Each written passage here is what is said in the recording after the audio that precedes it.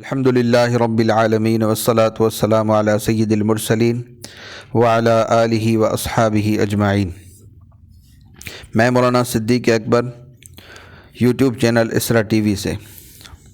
بسم اللہ الرحمن الرحیم۔ سر سید احمد خان اور ان کی تحریک۔ اس زمانے میں بہت سے اہم زعمائے قوم جن کی قیادت سر سید احمد خان کر رہے تھے، غاصب انگریزوں پر بھروسہ کرنے اور مسلمان قوم کو انگریزوں کا وفادار بن کر رہنے کی تلقین کر رہے تھے۔ سر سید احمد خان مخصوص سوچ کے حامل ایک انتہائی متحرک شخص تھے۔ انہوں نے بر صغیر میں ایک ایسی علمی تحریک متعارف کرائی جو خالصتاً انگریز اقتدار کے استحکام کا باعث بن رہی تھی اور مسلم اقتدار کی بحالی کی جد و جہد کے لیے انتہائی مشکلات پیدا کر رہی تھی۔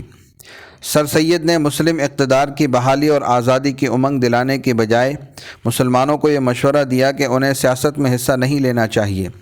سر سید مسلمانوں کو نصیحت کرتے تھے کہ وہ انگریز حکومت سے تعاون کریں، انگریزی سیکھیں، انگریز نظام میں نوکریاں حاصل کریں اور اپنی معاشی بدحالی کو دور کریں۔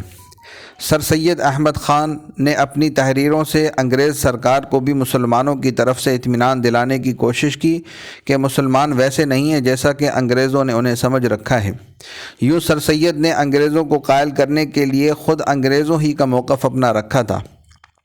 سر سید یہ مشورے کس دور میں مسلمانوں کو دے رہے تھے اور اس دور میں حالات کس قسم کے تھے؟ اس کے لیے ہم انگریز لکھاریوں اور خود سر سید ہی کے حوالے پیش کرتے ہیں۔ ولیم ہنٹر کہتے ہیں، مسلمان ہونا جرم قرار پایا، مسلمانوں کی جائیدادیں اور جاگیریں ہندوؤں اور سکھوں میں تقسیم کر دی گئیں۔ لارڈ رابرٹ کہتے ہیں، میرا گزر دہلی کے چاندنی چوک سے ہوا تو ہر جانب لاشوں کے انبار تھے۔ باسفورتھ سمتھ کا کہنا ہے، انگریز فوجی شکاری کتوں کی طرح گلیوں میں پھیل گئے اور ایک کے بعد دوسرے مکان میں داخل ہو کر سب کچھ لوٹنے لگے۔ خود سر سید لکھتے ہیں، کوئی بلا آسمان سے ایسی نہیں اتری جس نے زمین پر پہنچنے سے پہلے کسی مسلمان کا گھر نہ ڈھونڈا ہو۔ بہاولہ معاون درسی کتاب مطالعہ پاکستان سوکس جماعت فرسٹ ایئر 2011۔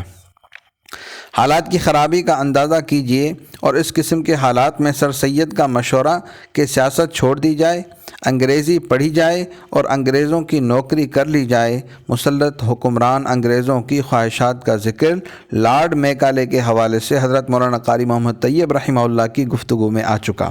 اب ملاحظہ فرمائیں، بدیشی حکومت کا ایجنڈا اور سر سید کا انداز فکر اور طرز عمل، اس کو سر سید کی سادگی یا خود فریبی سے کم کیا کہا جائے۔ سر سید کیا کہا جائے؟ سر سید احمد خان مسلمان قوم کو ظالم اور غاصبوں سے مفاہمت پر آمادہ کر رہے تھے اور ظالم اور مظلوم کے درمیان اپنائیت کا رشتہ قائم کرنا چاہ رہے تھے۔ اکابر کے پیش نظر اندلس کی اسلامی سلطنت کی تباہی کا نقشہ بالکل واضح تھا۔ اندلس میں مسلمان مذہبی طبقہ عیسائیت کی یلغار کے مقابلے میں اپنے فرائض کی ادائیگی میں ناکام رہا۔ مسلم ہسپانوی قیادت نے صلیبی تحریکوں کے مقابلے میں وہی کچھ کیا تھا جس کا مشورہ سر سید احمد خان بر صغیر کے مسلمانوں کو دے رہے تھے۔ اس قسم کے مشورے پر عمل پیرا رہ کر عظیم الشان مسلم ہسپانوی سلطنت کے ساتھ کلیسا کے قبضے میں چلی گئی تھی۔ اندلس کی تاریخ سے سبق۔ ولی اللہ اکابر نے بر صغیر میں نقصانات سے پہلے منصوبہ بندی کرتے ہوئے واضح اہداف متعین کیے اور ٹھوس طریقہ اختیار کیا۔ ان اکابر کی بصیرت قابل رشک ثابت ہوئی اور ان کا لائحہ عمل مثبت، پر اعتماد اور نتیجہ خیز رہا۔ حکیم احمد شجاع ایک نامور ادیب اور شاعر مشرق کے قریبی ساتھیوں میں سے تھے۔ لکھتے ہیں، اقبال مرحوم نے کہا، اگر یہ ملا اور درویش نہ رہے تو جانتے ہو کیا ہوگا؟ جو کچھ ہوگا میں اسے اپنی آنکھوں سے دیکھ رہا ہوں۔ آج غرناطہ اور قرطبہ کے کھنڈر اور الحمراء اور باب الاخوتین کے سوا اسلام کے پیرووں اور تہذیب کے آثار کا کوئی نقش نہیں ملتا۔ تحریک کی قیادت مولانا محمود حسن رحمہ اللہ کے ہاتھ میں۔ بانی دارالعلوم دیوبند حضرت مولانا محمد قاسم نانوتوی رحمہ اللہ اور ان کے ہم عصر اکابر اس دنیا سے رخصت ہوئے تو ان کی تحریک کی قیادت ان کے شاگرد حضرت مولانا محمود حسن نے سنبھال رکھی تھی، جبکہ دارالعلوم کے نائب محتم مولانا حبیب الرحمن عثمانی رحمہ اللہ تھے۔ ان حضرات کے درمیان رجحانات کے اختلاف نے جنم لیا۔ احاطہ دارالعلوم دیوبند میں بیتے ہوئے دن حضرت مولانا محمود حسن رحمہ اللہ کو اپنے مربی اور سرپرست حضرت مولانا محمد قاسم نانوتوی رحمہ اللہ کی تحریک، منصوبے اور حکمت عملی پر کامل شرح صدر تھا۔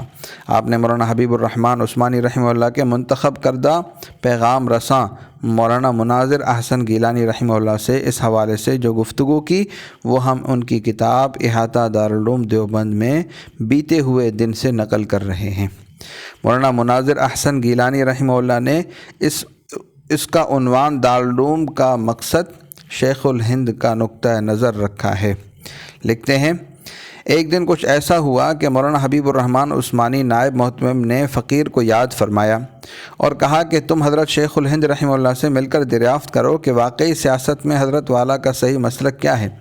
میں خود حیران ہوں کہ اتنے اہم مسئلے کے متعلق مولانا حبیب الرحمن صاحب نے مجھ جیسے قسم پرس آدمی کا انتخاب کیوں فرمایا، لیکن اب کیا کیجئے کہ واقعہ یوں ہی پیش آیا۔ شاید ظہر کی نماز کے بعد کا واقعہ ہے۔ مسجد کے احاطے میں ایک کمرہ تھا جسے اس زمانے میں دارالتصنیف کا نام دیا گیا تھا۔ اس کمرے میں حضرت شیخ الہند رحمہ اللہ اپنی زندگی کے آخری مشغلہ یعنی ترجمہ قرآن مجید کا کام کچھ دیر کیا کرتے تھے۔ فقیر تو اس احاطے کا باشندہ ہی تھا۔ نماز کے بعد حضرت اپنی تصنیف و ترجمے کے اسی کمرے میں تشریف لے گئے۔ تنہا تھے۔ موقع پا کر فقیر بھی پیچھے سے حاضر ہو کر عرض رساں ہوا کہ کچھ عرض کرنا ہے۔ جیسا کہ قاعدہ تھا، خندہ جبینی سے فرمایا گیا کہ آؤ، کیا کہنا چاہتے ہو؟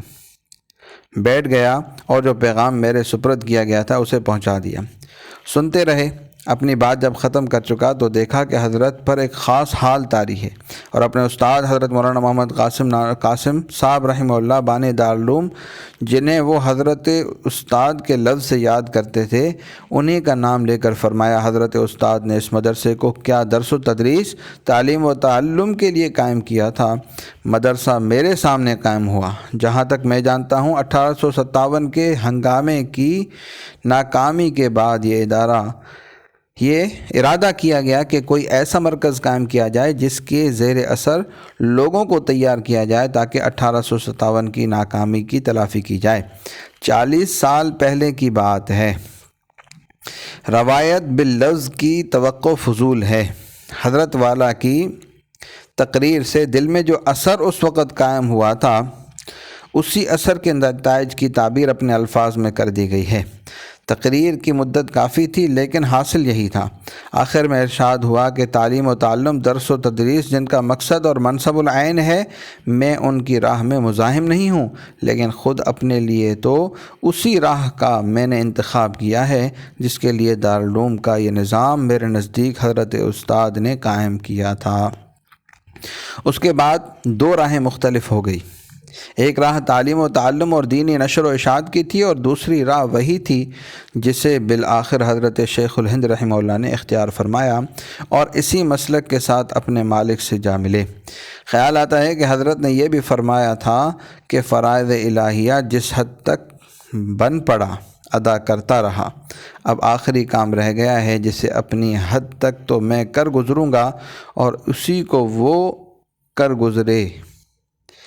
خاکسار نے جو کچھ سنا تھا وہی ان لوگوں مولانا حبیب الرحمن عثمانی وغیرہ تک پہنچا دیا جنہوں نے اپنا پیغام دے کر بھیجا تھا۔